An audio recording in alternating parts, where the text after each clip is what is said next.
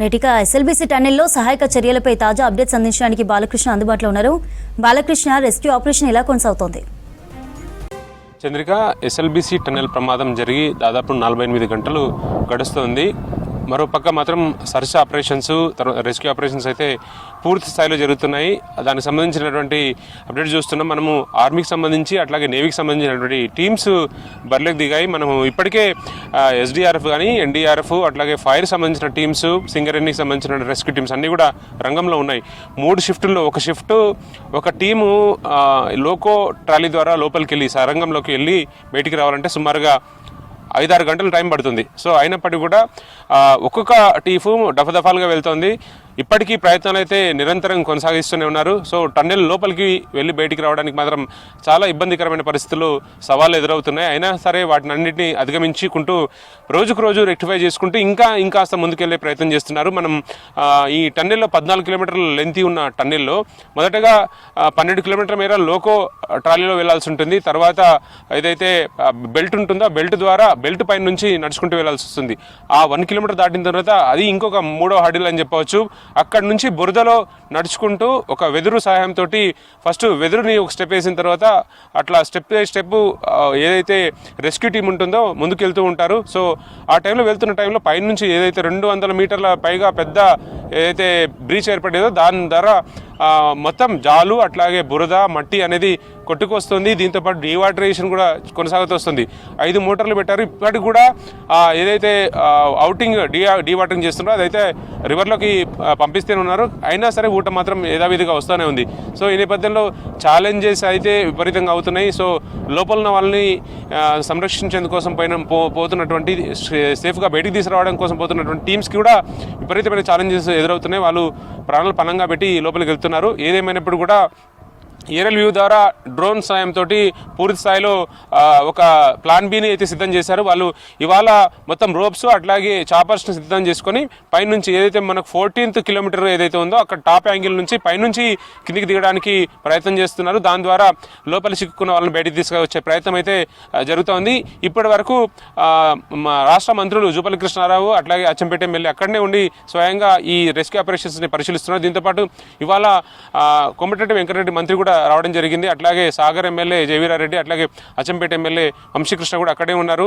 మాజీ మంత్రి జానారెడ్డి కూడా ఆ పరిస్థితుల్ని సమీక్షిస్తున్న పరిస్థితులు కనిపిస్తున్నాయి. మొత్తానికి మాత్రం ఛాలెంజెస్ మాత్రం రెట్టింపు అవుతున్నాయి. అయినా సరే ఎక్కడ కాంప్రమైజ్ కాకుండా అన్ని టీమ్స్, అటు ఆర్మీ కానీ లేకపోతే నేవీ కానీ, ఎన్డీఆర్ఎఫ్, ఎస్డీఆర్ఎఫ్, సింగరేణి టీమ్స్ అన్ని టీమ్స్ కూడా రంగంలోకి దిగి శాయశక్తుల ప్రయత్నాలు అయితే చేస్తున్నారు. నిరంతరం మానిటరింగ్ చేస్తున్నారు. లోకో ద్వారా ప్రతి ఒక్క టీం కూడా లోపలికి వెళ్తున్నారు.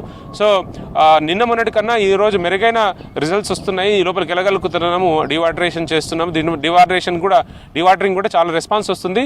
బురదలో కొంచెం ముందుకు పోవడానికి ఆస్కారం ఏర్పడుతుంది. సో రిజల్ట్స్ వచ్చే అవకాశం అయితే స్పష్టంగా ఉన్నాయని ఒక ఆశాభావం అయితే వ్యక్తం చేస్తున్నారు. అయినా సరే స్టేట్ డిజాస్టర్ మేనేజ్మెంట్కి సంబంధించిన చీఫ్ సెక్రటరీగా ఉన్న అరవింద్ కుమార్ కూడా స్వయంగా మంత్రులతో సమీక్షిస్తూ టీంని కూడా కోఆర్డినేట్ చేస్తూ స్వయంగా పరిశీలిస్తున్నారు. అట్లాగే హైడ్రాకి సంబంధించిన కమిషనర్ రంగనాథ్, అట్లాగే ఈ గతంలో నార్కల్ జిల్లా కలెక్టర్ పనిచేసినట్టు శ్రీధర్ కూడా ఇక్కడనే ఉండి ఎంటైర్ ఏదైతే రెస్క్యూ ఆపరేషన్ జరుగుతుందో వాటన్నింటినీ కూడా సమీక్షిస్తూ పర్యవేక్షిస్తూ ఎప్పటికప్పుడు అప్డేట్ చేసుకుంటున్నారు. సో లోకో ద్వారా ఎవరైతే లోకో ట్రాలీ ద్వారా టన్నెల్ గుండా లోపలికి వెళ్ళిన వాళ్ళని ఇన్ఫర్మేషన్ కోసం ల్యాండ్లైన్ కోసం కాంటాక్ట్ అవుతున్నారు.